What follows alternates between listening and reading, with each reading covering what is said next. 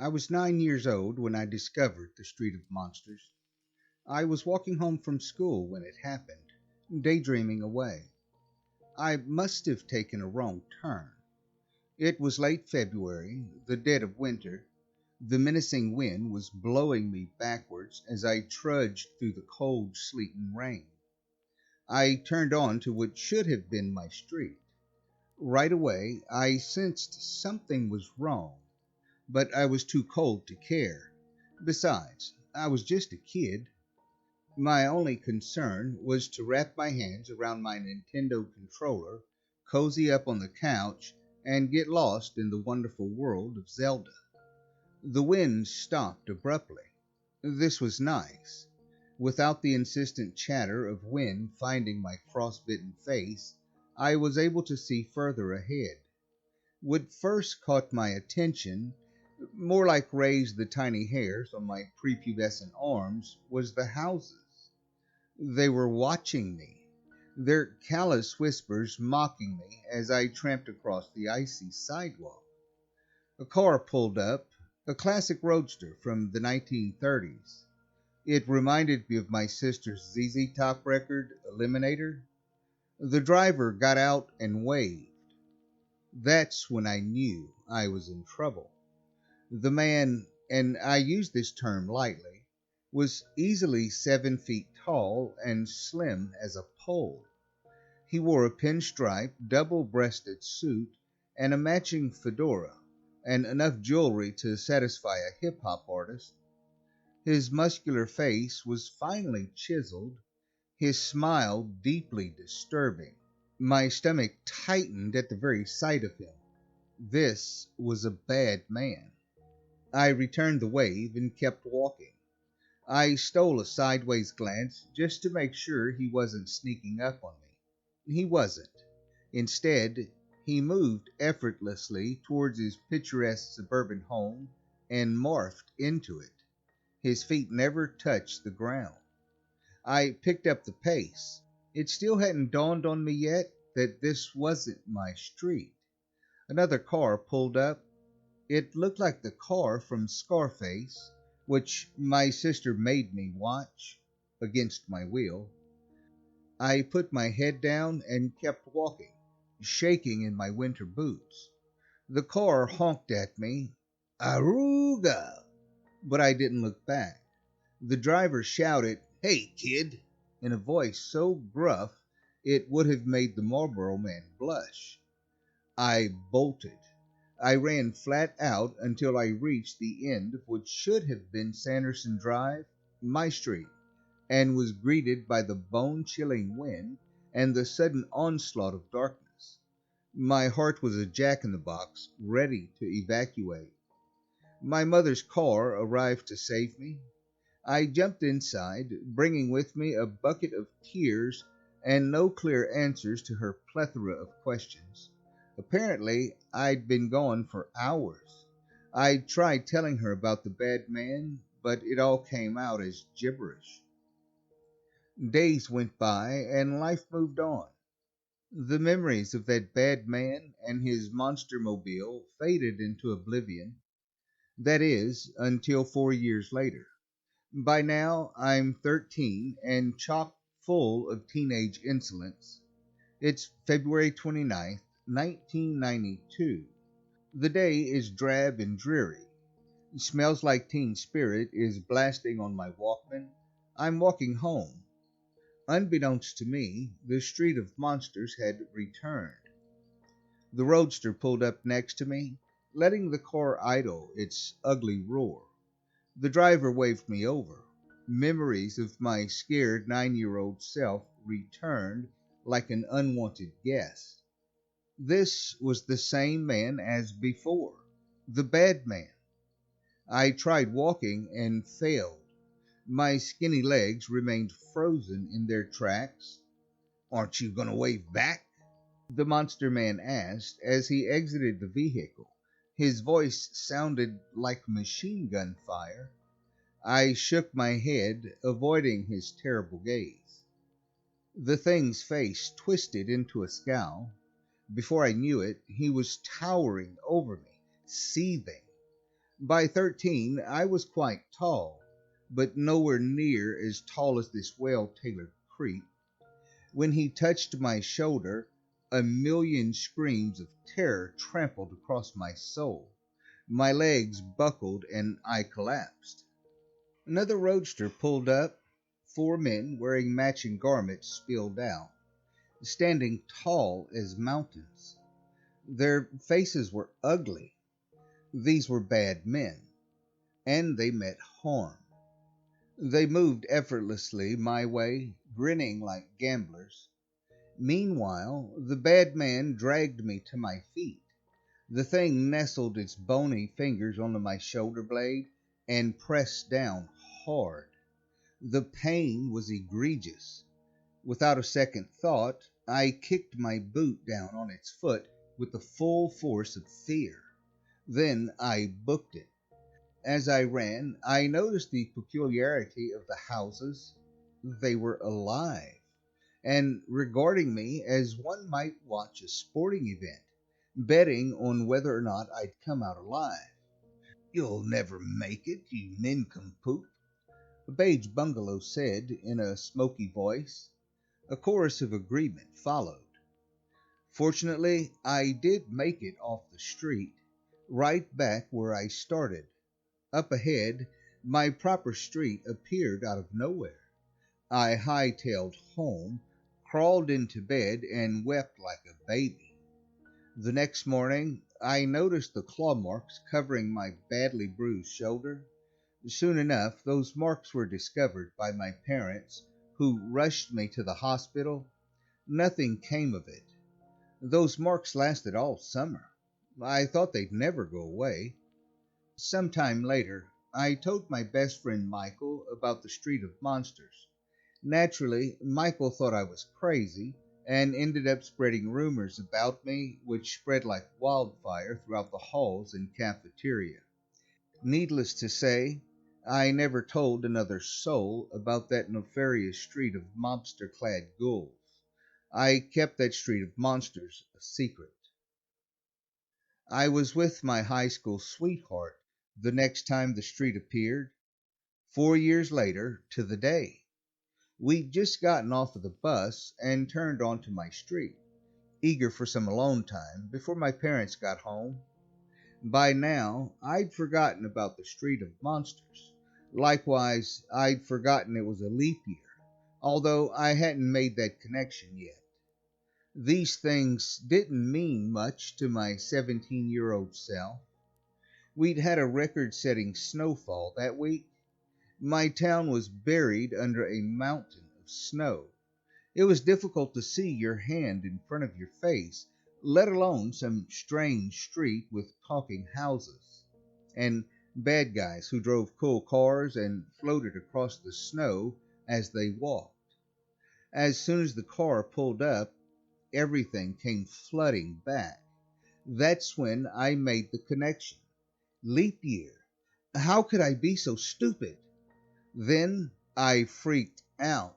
"Run!" I said, grasping Trish's tiny hands under her brightly colored mittens. Trish thought I was being cute. I wasn't. "Hey!"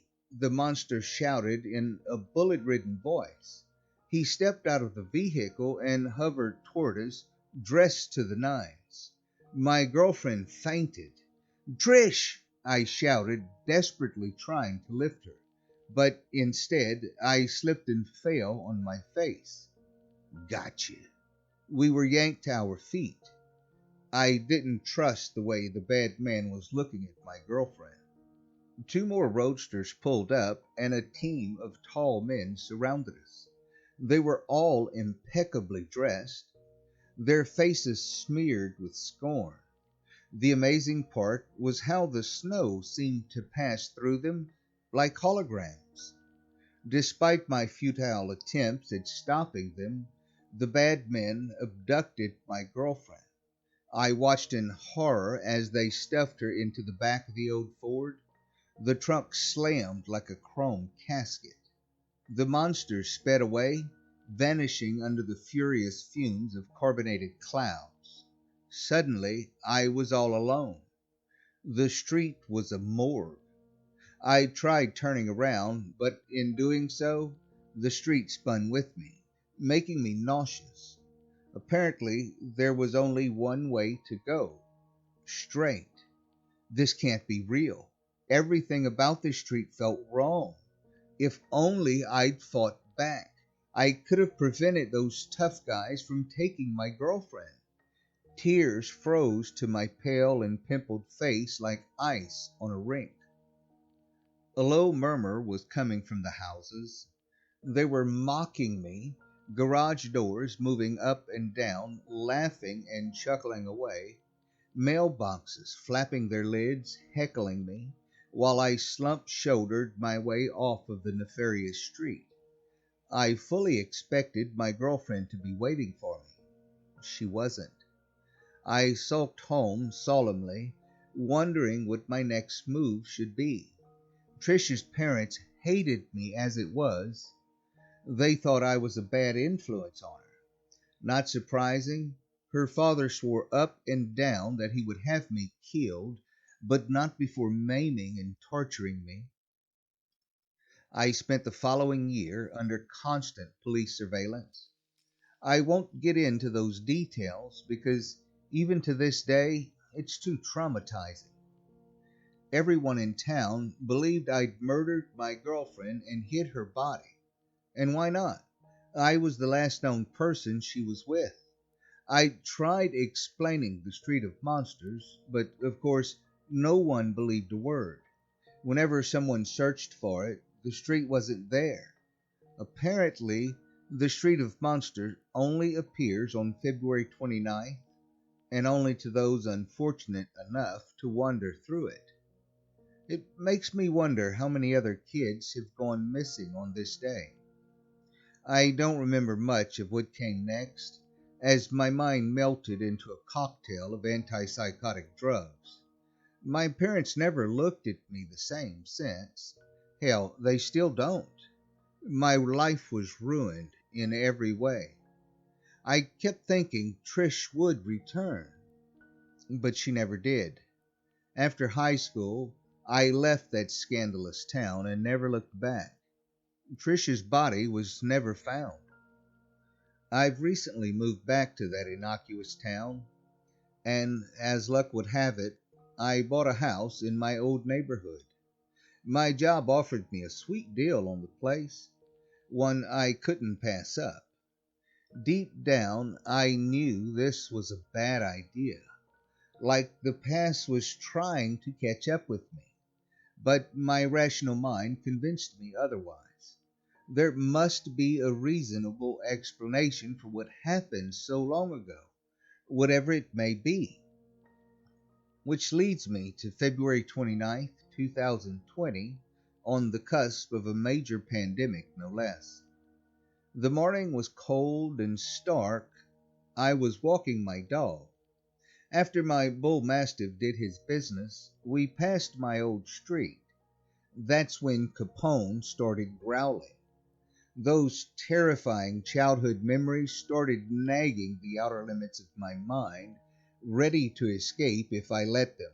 Stupidly, I rejected those warnings. We turned down Sanderson Drive.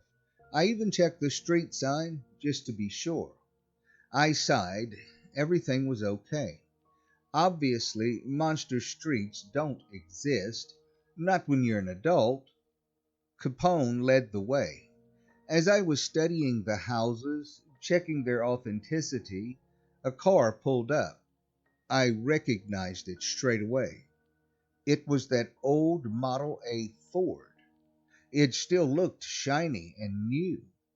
When the driver's window rolled down, the bad man leaned out and waved. His stone black eyes filled me with knives. Capone was cautious, his tail glued between his legs. The bad man got out of the car and glided effortlessly towards me, his feet inches above the snow-covered ground. This can't be real, I told myself. No way. But it felt real. Real as the grotesque grin stamped across that monster's face. By now, Capone was going ballistic. I let go of his leash. He charged. To my surprise, the monster's face recoiled. The thing flew towards its house like a bat out of hell and morphed into it. The house belched, then told us to fuck off and go away. You had to see it to believe it. Let's get out of here, old buddy, I said after giving him a good pet. Capone pulled me with the sheer force of a strong dog. My jelly-filled legs did their best to keep up. Meanwhile, the monster houses were screaming bloody murder, puffing smoke from its cigar-like chimney as we made our escape. As we approached the end of Monster Street, the creatures who'd been watching us from a distance disappeared into their houses. The wind began to howl, and the normal world returned. The glow of the fingernail moon hung like an ugly painting. Many hours had passed. I shrugged. Then I heard a noise. It was coming from the roadster parked at the edge of that disreputable street. Someone was inside, trying to get out. My heart sank. Should we go back? I asked my pooch. Capone barked and wagged his tail, looking up with eager eyes. I'd never entered the street from this end before. I feared the worst. Capone shot out of my hands like a flash of white lightning. When I caught up with him, I shuddered. Someone was locked in the trunk of the car. A girl. Tommy! She shouted. The sheer terror in her voice was enough to induce a lifetime of panic attacks. Tommy, is that you? Trish? I stuttered through chattering teeth. Tommy, help me, Tommy, the voice pleaded. Please! Part of me died right there. I simply couldn't believe it. 20 years of guilt lifted from my shoulders, and I landed on the snow with a thud. Trish, I said, is it really you? Help me, Tommy, before the bad men come back. My mind split into a million pieces. I didn't know what to do next. A shiny set of keys was dangling from the ignition. Nervously, I reached for the door handle, opened it, and leaned in and swiped the keys, careful not to touch the blameless leather seat, which reeked of formaldehyde. Keys in hand, I scurried back to the trunk. Tommy, is that you? The voice inside the trunk asked. Something in her voice sounded off. I turned the key. A plume of steam wafted as the apartment-sized trunk swung open like a chrome casket. Inside was a fresh-looking teenage girl with strawberry blonde hair with smooth curls folded over her finely freckled face. Her clothes were in disarray. Trish? Help me, Tommy. Please help me. Her hands and feet were shackled. Hold on, I said, needing time to think. The houses trembled as their doors flew open. The monsters got out simultaneously, then they attacked. I looked down at Trish, whose eyes were big as oceans. Without a second thought, I reached in and pulled her out. Her skin was a block of ice. She weighed a ton. By the time I placed her shackled body onto the sidewalk, I was surrounded by monsters. We've been waiting for you, Tommy, the bad man said. The thing soared towards me. In its hand was a straight razor which glistened under the pale light of the cold street lamp. I looked down at Trish, whose eyes turned into X's, and realized my worst nightmare had come true. She was one of them. She broke apart the chains as if they were straw.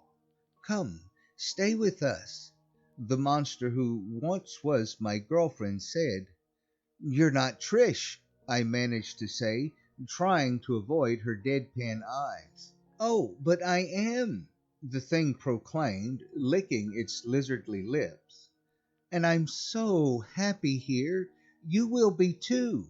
You've been chosen. Her eyes locked on to mine, and I shuddered. I would be happy here as long as I was with her. Our hands met. She pulled me close and kissed me sweetly. Her lips were linoleum, her body as cold as a corpse. But I was home. The monsters applauded. The houses opened and shut their doors in celebration. A car pulled up. The door swung open. "Get in," the driver said. His long-brimmed fedora shielded his face. "Okay," I said in a daze. "Oh, Tommy," Trish said, squeezing my hand. "I just knew you'd come back." She got in first, then tapped the spot next to her. I went, and as I was entering the vehicle, something grabbed me from behind. Capone! The bull mastiff's jaw found the seat of my pants and forced me out of the vehicle. "Let's go, boy," I said, gripping his leash with both hands. Capone led us to safety. The monsters protested and then retreated back inside their haunted homes. When I turned around, the street was gone. No trace of it anywhere. I pulled my phone from my coat pocket and gasped. What the? It was 9 o'clock, which was weird. But what disturbed me the most was the date. March 29th, 2022. Apparently, I'd been missing for 2 years. My house had been sold, and my position at the firm replaced. I have nothing. Well, not true. I still have Capone, aka the best dog ever. After much negotiating, I've reacquired some of my assets. Consequently, I am residing at a cheap motel, contemplating the mess that has become my life. May this be a lesson to you. Beware the street of monsters. If by chance you've been chosen and you happen to pass through it, turn back. Otherwise, the bad men will take you. You'll become one of them. Because every 4 years, on February 29th, the Street of Monsters will return.